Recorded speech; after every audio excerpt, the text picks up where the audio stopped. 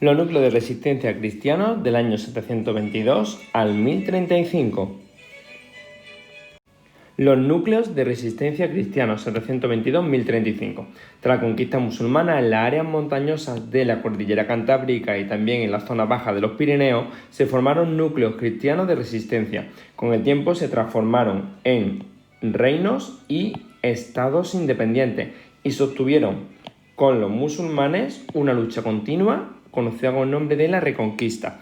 En este mapa podemos observar claramente con esta línea de color rojo por donde he situado el río Duero, siempre una frontera natural, y esta de aquí cómo se han ido formando y desarrollando cada uno de estos reinos. Esta fuente, este mapa lo sacamos de la editorial Anaya, donde podemos ver lo que es la evolución de este principal reino. Ahora os contaré cuál es, junto con el reino de Pamplona, Aragón, Sobarbe y Ribagorza, o los condados catalanes, el condado de León y de Castilla. Bueno, continuamos.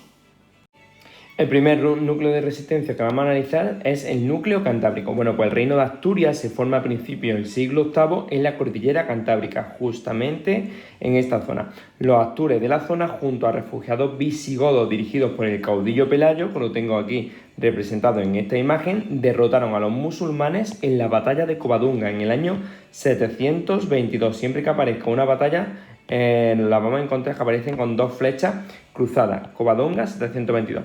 Posteriormente, los sucesores de Pelayo establecieron la capital en Oviedo en el año 808. Aquí la tenemos, apuntamos el año 808. Y ampliaron el reino, que ya en época de Alfonso III se extendía desde Galicia, aquí, y la cabecera del Ebro, más o menos en esta zona de aquí, hasta el Duero, o sea, ocupando la posición que podemos observar ahora mismo. Que decir tiene que este de aquí es Alfonso III, aquí lo tengo representado en esta imagen. Posteriormente, en el año 914, Ordoño II traslada la capital a León, justamente a esta zona de aquí, de forma que tenemos que la situación de León era bastante proclive a controlar mejor el territorio, ya que estaba en la parte central del mismo, el cual tuvo que enfrentarse al ataque de los musulmanes y el deseo de independencia del condado de Castilla, que lo tenemos aquí situado en esta especie como de sombreado, que en el año 1030 se incorporó a Pamplona. Fernando I heredó más tarde el condado de Castilla, entonces tenemos con que Fernando I, que está aquí situado, va a ser la persona encargada de dirigir el condado de Castilla. Y cuidado con esta fecha, que va a ser totalmente clave, y tenemos que tener muy en cuenta por qué está ligado y por qué en el año 1030 se incorpora a Pamplona. Ahora después lo veremos. Tenemos con que después Fernando I derrota al rey de León, Bermudo III, en el año 1037. Por lo tanto, tenemos con que Bermudo III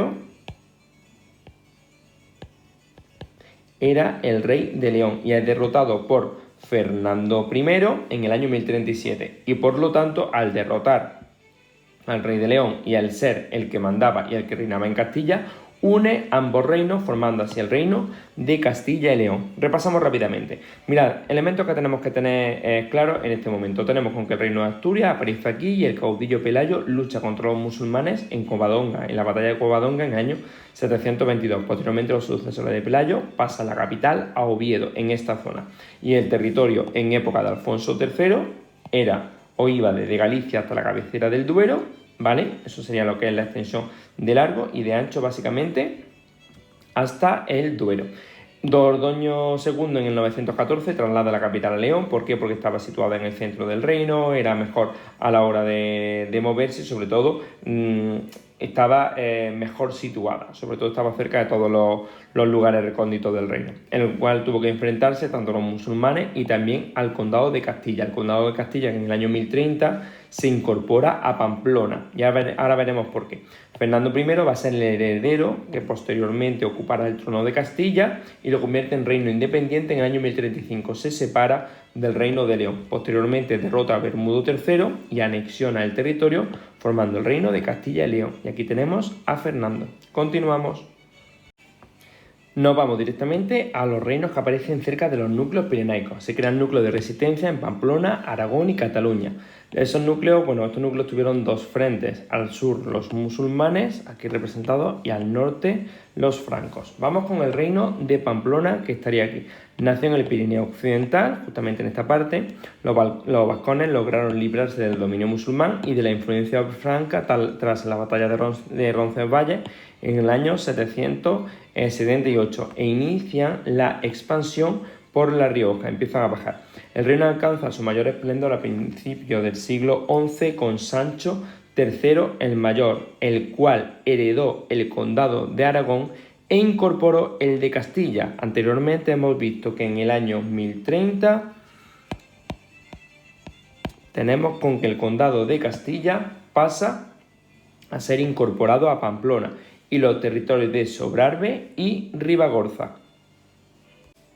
Aquí os presento un retrato del que sería el titular de este reino de Pamplona, Sancho III el Mayor. Continuamos. Pero a su muerte en el año 1035 dividió el territorio entre sus hijos y con ello los condados de Castilla y Aragón se convirtieron en reinos independientes. En la anterior diapositiva hemos estado comentando que Fernando I lleva a cabo la independencia del condado de Castilla justamente en este año, porque básicamente este territorio va a ser de su padre. Ahora os presentaré en un árbol genealógico a Sancho III, cada uno de sus hijos y a quién va dando cada uno de los reinos, para que tengamos así una visión mucho más clara. Por lo tanto, tenemos con que el año 1030 el condado de Castilla se independiza y se incorpora a Pamplona, y a la muerte de Sancho III el Mayor, que está aquí representado en el 1035, divide el territorio entre sus hijos. Continuamos. Vamos ahora al reino de Aragón. Pues el reino de Aragón surge en el Pirineo Central, en esta parte de aquí. Hasta el año 820, estuvo dominado por los francos. Luego pasó a depender del reino de Pamplona, estaba anexado a este reino, el cual gobernaba Sancho III el Mayor en su época de máximo apogeo, pero tras la muerte de Sancho III el Mayor, su hijo Ramiro hereda el condado y lo convierte en reino independiente. Aquí tenemos a Ramiro. Terminamos con los núcleos pirenaicos y nos vamos a los condados catalanes. Surgieron en el Pirineo Oriental, en esta zona de aquí. En esta zona, en la segunda mitad del siglo VIII, pasó a manos de los francos, creándose así la Marca Hispánica, una provincia fronteriza al sur de los Pirineos, la cual dividen en condados. En la segunda mitad del siglo IX, alrededor del año 800, el conde Bifredo el Belloso reunió los condados en el año 878 y extendió su territorio por la plana de Vic. A finales del siglo X, en el año 988, sus sucesores se independizaron de los francos, creando así un reino totalmente independiente. Pues aquí tenéis el árbol genealógico que os he comentado anteriormente para que entendamos un poquito mejor cómo evolucionan sobre todo estos reinos de aquí, el condado de Castilla, tanto el reino de Pamplona, el de Aragón y también el de León. Mirad, nosotros tenemos a Sancho III el Mayor, que era el que gobernaba en Pamplona. Hemos dicho que hereda Aragón y también el de Castilla. ¿Pero por qué hereda el de Castilla? Él estuvo casado con Muniadona, que era la hija del conde castellano Sancho García. Ella tiene un hermano, el cual fue casada o iba a ser casado con Sancha, pero claro, en el momento que fue a conocer a Sancha, automáticamente por el camino, pues lo asesina, muere. Claro, ¿qué es lo que ocurre? Que el heredero de Castilla había desaparecido. Y cuidado, la siguiente que nos vamos a encontrar en la línea sucesoria era Muniadona, pero estaba casada con Sancho. Por lo tanto, más o menos en esa época, alrededor del año 1030, Sancho se cree con poderes para tomar el reino de Castilla. Cuidado, esto es muchísimo más complicado, aquí hay mucho más procesos, mucho más, procesos históricos, hechos históricos, lo estoy resumiendo un poco. Muy bien, pues entonces, en este sentido, en el año 1030 tenemos con que Castilla se incorpora al reino de Pamplona. Perfecto. Muniadona y Sancho tuvieron 4 hijos: Jimena, Fernando, García Sánchez y Gonzalo. En esta línea también pongo a Ramiro. Ramiro era hijo de un hijo anterior que fue totalmente adaptado y aceptado en este matrimonio. Vale, ¿qué es lo que ocurre? Pues que en el año 1035 tenemos con que muere Sancho III el Mayor y empieza a dejar los reinos a su hijo. Por ejemplo, a García Sánchez va a dar el reino de Pamplona. Aragón se lo da a Ramiro y Sobrarbe y Ribagorza a su hijo Gonzalo. Cuidado, porque a Fernando le va a dar el condado de Castilla en el año 1035, como ya he dicho. Y Jimena es casada ¿con quién? Con Bermudo III, que era el rey de León, tal y como hemos explicado anteriormente. Pero posteriormente Sancha de León, la cual iba a ser casada con el heredero de Castilla, es casada con Fernando. Sí, tenemos con que Bermudo era el hermano de Sancha y Jimena era la hermana de Fernando. Por lo tanto, tenemos con que tanto Bermudo y Fernando eran cuñados. Conforme fue pasando el tiempo, pues nos vamos a encontrar con que Bermudo, Fernando y García Sánchez, todos ellos eran cuñados, y empiezan a tener una serie de problemas. Tanto es así que se produce una batalla tremenda, que es la batalla de Tamarón, en la cual se enfrentan ambos tres. ¿Qué es lo que ocurre? Bueno, pues Bermudo, en un momento de euforia dentro de la batalla, con su caballo, se mete dentro de las filas enemigas y es totalmente dado por muerto. Le atraviesan varias lanzas y demás. Pues entonces, en ese momento, en esa batalla de Tamarón, tenemos con que muere Bermudo. Y por ese mismo motivo va a ser por el que Fernando se queda con el condado de León, y de esta forma se crea el reino de Castilla y León. Organización de los núcleos de resistencia. Vamos con el gobierno y la administración. El gobierno de los núcleos de resistencia pasa de jefes tribales a reyes hereditarios o condes en el caso de Cataluña. En este periodo el territorio conquistado fue muy escaso y centrado en la cuenca del Duero, pero fue necesaria su repoblación, administración y defensa. Uno de los conceptos más importantes que vamos a ver a partir de ahora es el de la repoblación. La repoblación consistía en instalar nueva población y poner en cultivo, obvio, la tierra arrebatada al Islam. Se usó como sistema la presura o aprisión, es decir, la ocupación libre de la tierra por campesinos, monasterios y nobles, que se convertían así en propietarios de la tierra ocupada. Otras veces la organizaba el rey directamente o el conde mediante las cartas Puebla. Estas eran un documento, evidentemente escrito, donde se establecían las normas que debían de cumplir los pobladores, el reparto de tierras y los privilegios concedidos a los pobladores. La administración del territorio se organizó en distritos o en torno a castillos, gobernados por delegados del rey o del conde. Estos, junto a los habitantes del distrito, tenían la obligación de defenderlo. Dentro de las actividades económicas, las más características que vamos a tener en este periodo son las mismas que hemos visto en periodos anteriores. Entre ellas estaban las actividades agrarias, que fueron la base de la economía. Mira, anteriormente hemos comentado todo lo que es el tema de la repoblación, y esta actividad agraria va a estar muy relacionada con la misma. Cuando nosotros tenemos un territorio, ese territorio básicamente era dado a unos campesinos, y esos campesinos utilizaban esa tierra para empezar a producir. Sabemos que una parte iba para los nobles, otra parte se quedaban ellos, etcétera, etcétera. Pero el hecho de instalar a poblaciones en tierras que hasta ese momento habían sido de otro tipo de cultura o de otras personas, o automáticamente estaban vacías, suponía riqueza para el reino. En las zonas montañosas abundaba la ganadería, y en las llanas, la agricultura de cereales usando el barbecho. La artesanía y el comercio fueron bastante escasos y se concentraba sobre todo en las ciudades. Las ciudades tuvieron un tamaño muy reducido en comparación con las musulmanas. La mayoría de estas ciudades eran centros religiosos donde residía el obispo, era el lugar de celebración del mercado y donde se vendían los productos agrarios de la zona. Con el tiempo, estos mercados atrajeron a algunos artesanos que se instalaron de forma permanente en la propia ciudad. A principios del siglo XI, las tres ciudades más importantes del territorio peninsular cristiano eran Santiago, debido a las peregrinaciones que veremos a continuación, León como sede episcopal y la corte en algunas temporadas, y Barcelona, donde se situaba el Palacio Condal. Aquí tenemos tres imágenes claramente del escudo del Reino de León. Aquí podemos observar una especie como de ciudad amurallada, la cual está siendo asediada, o aquí un esquema de cómo se representaría la ciudad medieval más característica. Siempre solía estar cerca de algún río que aprovisionaba de pesca y de agua, un puente que lo cruzaba, una grandísima muralla y los principales edificios. Siempre la iglesia suele estar situada en la parte central, algún edificio administrativo o bien palacio o residencia del noble o del conde principal de la propia ciudad. Continuamos con la sociedad cristiana. En las zonas conquistadas a los musulmanes y repobladas, la sociedad contó con numerosos campesinos libres, que eran propietarios de la tierra, la cual trabajaban. Se agrupaban en aldeas y se reunían en concejos abiertos para tratar asuntos importantes. Junto a ellos existía un pequeño y poderoso grupo que va a ser la nobleza, que repobló grandes extensiones y fue encargada de administrar y defender el territorio, y por los abades de los grandes monasterios, que desempeñaron un papel muy importante dentro de la repoblación.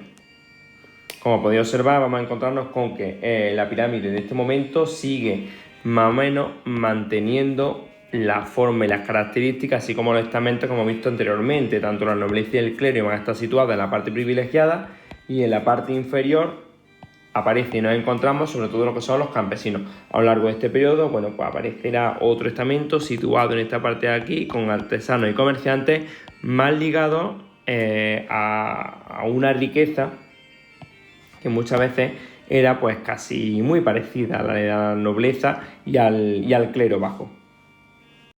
Cambiamos totalmente de tercio y nos vamos al arte que hay entre los siglos 9 y X, y concretamente también pasaremos por el Camino de Santiago. Comenzamos con el arte prerrománico. Incluye la manifestación artística anterior a la llegada del románico a la península. El arte asturiano, pues se desarrolla entre finales del siglo VIII y principios del siglo X en el Reino de Asturias.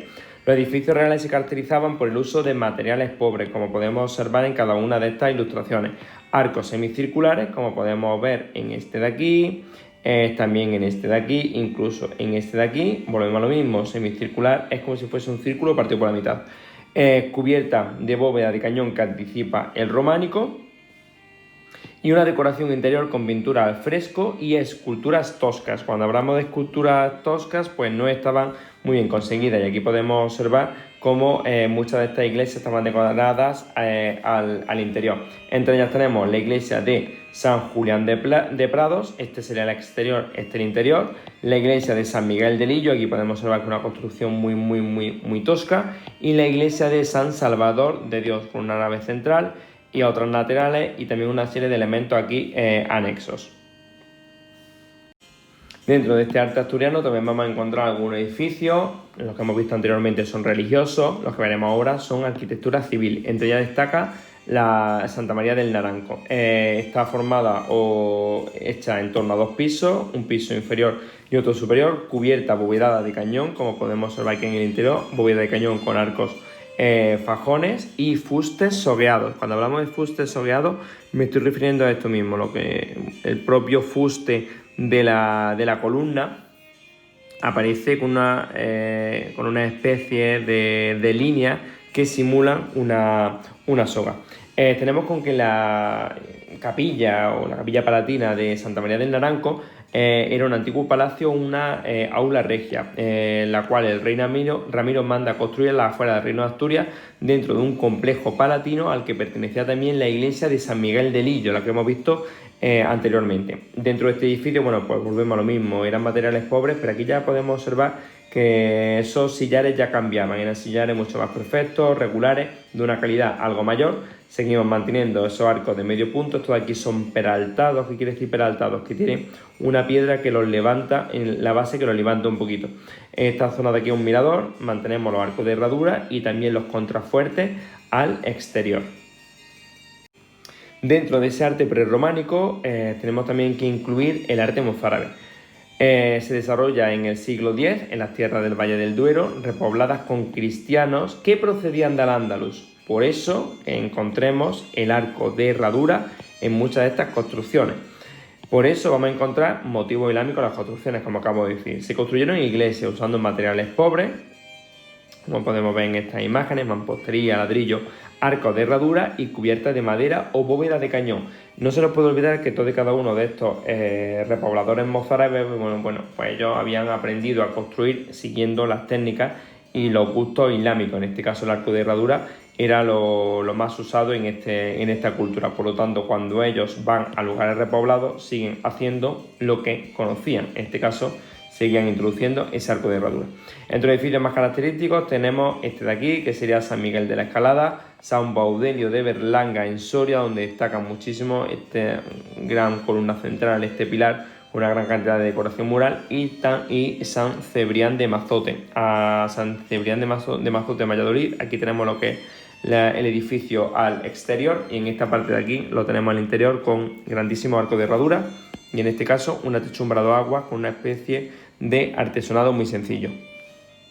Uno de los elementos principales donde más se pone en auge el uso del arte, sobre todo del románico, va a ser la llegada del Camino de Santiago. El Camino de Santiago, en el año 813, un ermitaño descubrió una tumba que se identificó con la del apóstol Santiago.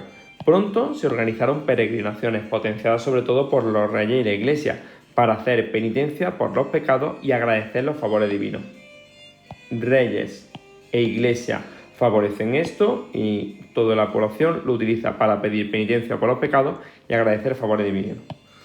El llamado camino francés o ruta jacobea, ya que Jacobo está relacionado con Santiago, constaba de 4 rutas que se iniciaban en Francia. Aquí tenemos 1, 2, 3 y 4, ¿vale? Y desde ahí se creaba una única ruta que todas ellas se unían en esta parte de aquí, en Puente La Reina, que estaría aquí situado, y ya todas ellas se unificaban para llegar directamente a Santiago. El camino fue mucho más que una ruta, ya que la peregrinación favoreció el desarrollo de la artesanía y del comercio para atender siempre las necesidades de los campesinos. Siempre que esta ruta se iba desarrollando, pues había monasterios, pueblos, hospederías, tabernas, donde la gente pudiese satisfacer sus necesidades.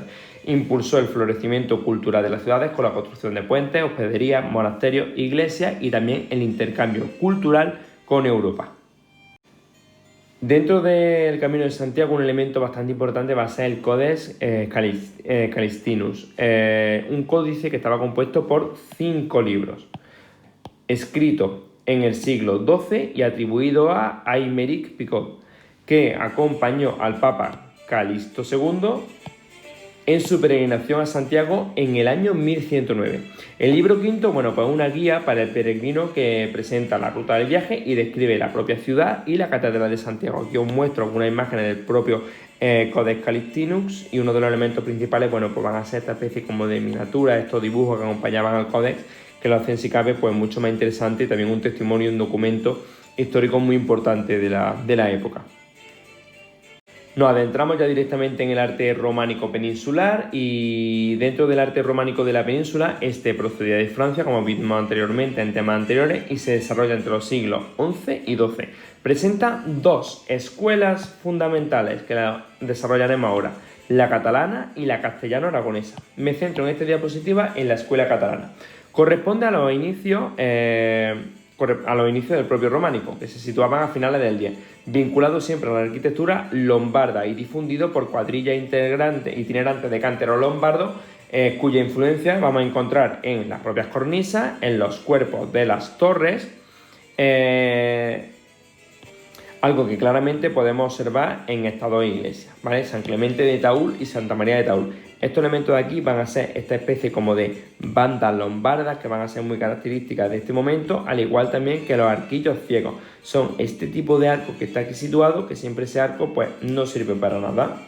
Detrás lo que hay sigue siendo piedra, pero decora bastante el cuerpo de las torres. Estamos situados en un románico donde las ventanas van a ser muy pequeñas, las iglesias van a ser también muy menudas.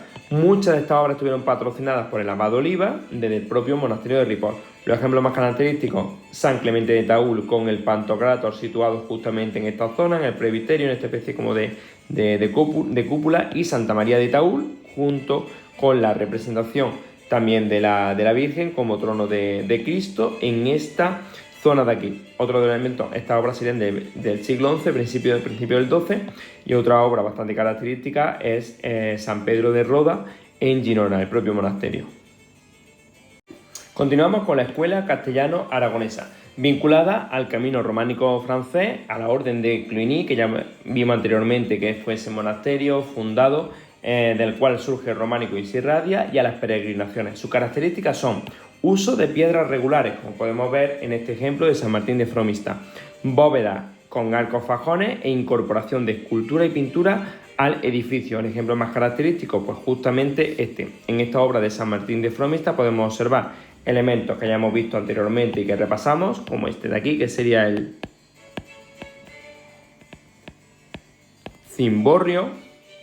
Algunos elementos, como por ejemplo pueden ser tanto las puertas como las ventanas, las arquivoltas.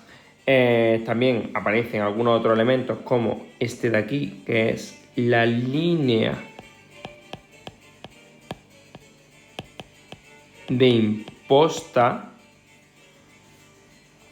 o los propios contrafuertes.